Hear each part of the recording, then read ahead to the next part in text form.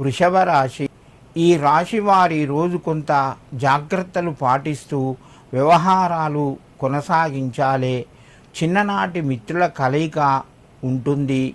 విందు వినోదాల లోపల పాల్గొంటారు.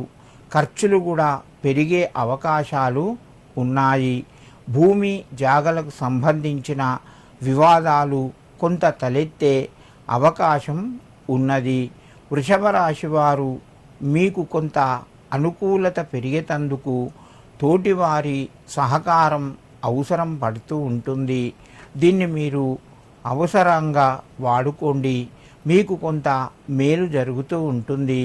ఈ రాశివారు ఈరోజు ఆంజనేయ స్వామి యొక్క దండకాన్ని చదువుకోండి, లేదా శ్రీరామ దూతాయ నమః అని చెప్పి 21 సార్లు చదువుకొని నమస్కరించి మీ పనులు ప్రారంభించండి. మీకు మరింత శుభయోగం కలుగుతూ ఉంటుంది.